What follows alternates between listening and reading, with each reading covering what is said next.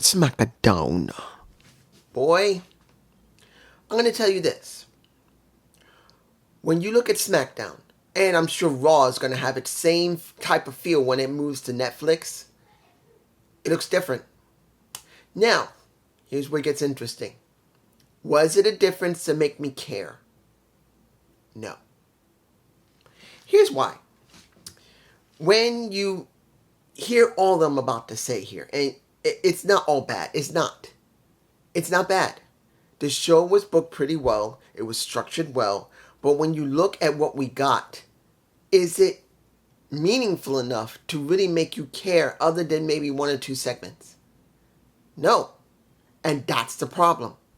One or two segments is all that we get from SmackDown. Everything else doesn't have the strength to really make it mean anything. Opening. Here's where I'm like, okay. We got Andrade finally getting a U.S. title shot against LA Knight, my boy, who did botch a little bit at the end of the match due to the fact that I think the ropes were very slick because, as they said that over at Georgia Tech, it was hot in there, so it can't happen. As they were jumping around, there's no way it can't happen that the ropes do become slick and you can fall right off or slip right off. Because at the end, when you saw him try to jump up where Andrade was, he just fell over a few times. But when you see that LA Knight won, they got a little bit of respect. LA Knight's willing to do this and Andrade wants him to do this.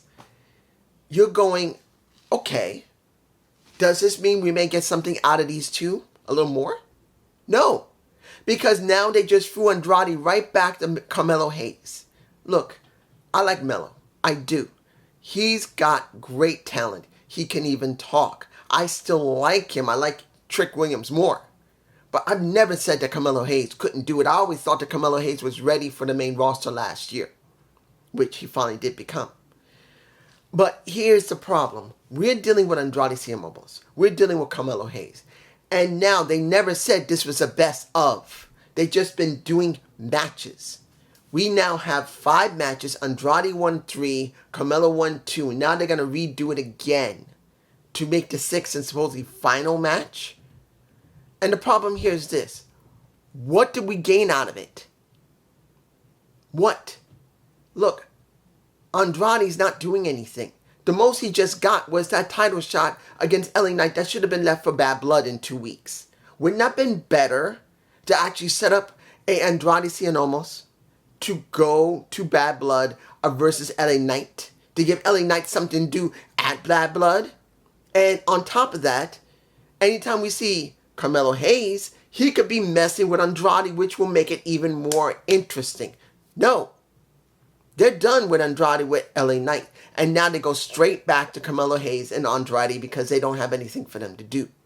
Because they did have something they could have done. You could have set up Andrade to do some mic work. And I know his English isn't great, but at least it would be something. And LA Knight can pull up the slack for Andrade. And Carmelo Hayes can pull up the slack for Andrade. They could have done that for the next 2 weeks before Bad Blood. No. Moving on. Apollo versus Giovanni Vinci. He lost last week due to the fact that the ref wanted to call the match right now. He didn't give him a chance to take off his sweats. Nothing. The match happened. No, it was 2 weeks ago, not 1 week. 2 weeks ago. I just put up 3 when I mean 2. But the reason I did it like that, if I'm thinking about it, is what are we getting here? Shouldn't we have 2? Why are we going to do a 3rd match? When you look at Apollo, he just beat his ass due to the fact that 2 weeks ago, he couldn't get off his clothes fast enough. And now he came out with no clothes and he still lost. He beat up on Apollo. And now we're going to have a 3rd match, which really doesn't mean anything. What happened to Apollo working with a Baron Corbin? Is he injured?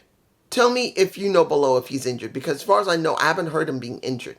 He's not on the injury list. So what happened with him? Did he take a break? Is he injured? Or did they have nothing for him to do, so he's sitting in the back, but they let Apollo come out to do something with Giovanni Vinci? Moving on. Tornado tag. Let's make this very clear. I thought that one of them was going. I thought it was Naomi that was going to go. I'm not going to lie. I thought they're going to throw Naomi on Raw. Because I didn't think they're going to throw Bayley on Raw. They need her there. But then, what are you going to do? If you don't want to move Bayley, but they need women that are established, so they need Naomi, who is going to win? They hedged their bets. Basically, they pretty much wimped out. They weren't willing to get rid of either one of them. The booking that we got was a double pin. A double pin. That now is going to lead next week to Naomi going up against a Bayley, and whoever wins goes to Bad Blood. Let me give it to you like this. This booking for Naomi since she came back has been nothing.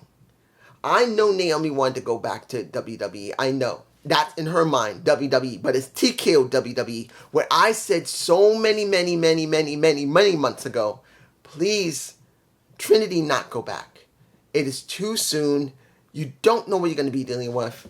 And, sorry, the camera's a little crooked.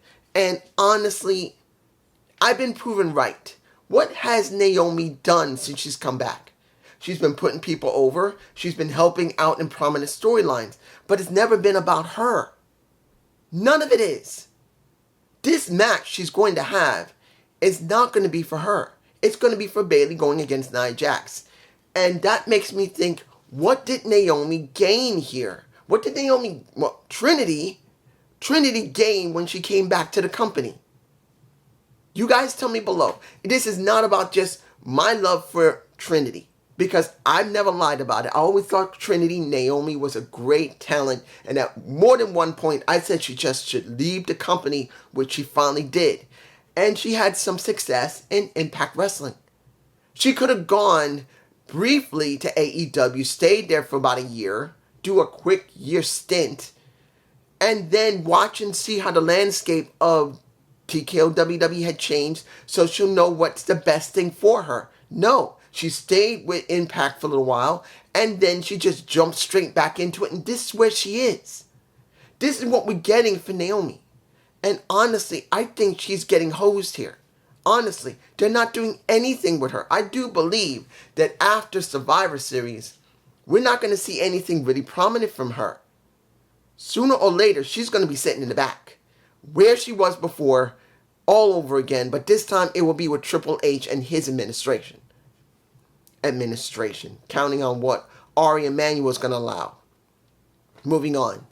Final match. Bloodline versus originally DIY, who got their asses kicked. Then we get the Street Profits, and after a certain amount of time, you get that situation where now there is no winner. It's just one big brawl where you get this.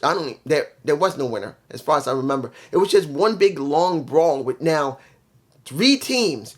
You see my botching here. Street Profits, Bloodline, and DIY. And this was all about Cody. So when it comes to Tamaloa, there's really no story for them. They're not doing anything. Even though when Kevin Owens came out and was talking, you saw Tamatonga talking, the right-hand man, that it really didn't mean anything. Yeah, he said, we're going to make sure you pay for it, just like what's going to happen when we make sure that Roman and Cody pay for it. He's not doing anything. There is no story for Tamatonga. No story for Tamaloa. There's no personality for them. And then the only one that shows any type of prominentness is Jacob Fatu. He's the only one people really want to see. So Tamatonga and Tamaloa feel like they're here and Jacob's here. So that's what we got. And let's make this clear. We're just going straight into it. Guys, all that mattered was the cinematic when they were at Georgia Tech at the football stadium. That was the only thing that mattered. That was the only thing that felt like it mattered. Because everything else didn't feel like it was that important or really thought out to really mean something going into Bad Blood. Because when you see that Roman came with 7, your SUVs. Well, Cody came to, what was he driving? It looked like he might have been driving an Aston Martin. I could be wrong. I'm not a car guy, very much. No, not much on cars. I don't drive, so I don't keep up with cars that much. I used to when I was younger. At least I did like the Koenigsegg when it came to the Bugatti Veyron, the original one. But essentially, he came in 7 cars. Cody, I believe, came in Aston Martin. And they had their talk. What did we get in this talk? Kind of double talk. Kind of like what we got when they were in the ring before. Last time. But now they use the stadium as the catalyst instead of the ring in an arena. Because Roman pretty much said, I bled here. I fought here. This is my stadium. This is mine. These seats are mine. That means this town is mine. What have you done? He says, and he talks about all the different places within range of Georgia Tech, which he grew up seeing, which his family bled at. And he said, this may be your town, but this is mine. This is my home. And pretty much, what did we get? We got Cody pretty much saying what we already know. He's not the leader of the bloodline. He's not the world champion. And when it comes down to it, and he said this at WrestleMania, when this is all said and done, what are you going to be? Are you going to be Roman or not? And then Roman's asking, what do you want? He says, your word you won't attack me, that you have my back. And he says, okay, I got your back. But when this is all over, I'm coming after what's mine. And he says, and I quote, if I can find, where's that quote? You're in my way. But more, you're in my life. Basically, he wants him out of his life. So, I'm going to tell you this. It was not a bad segment. The music was very well done.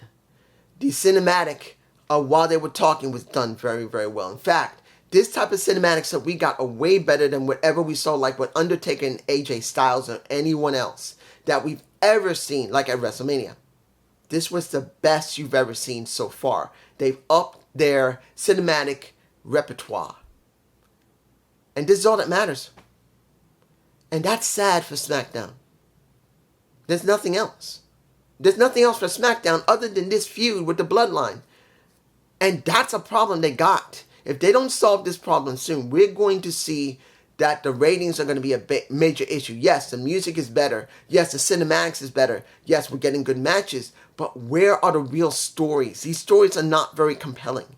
But it's just me. Peace.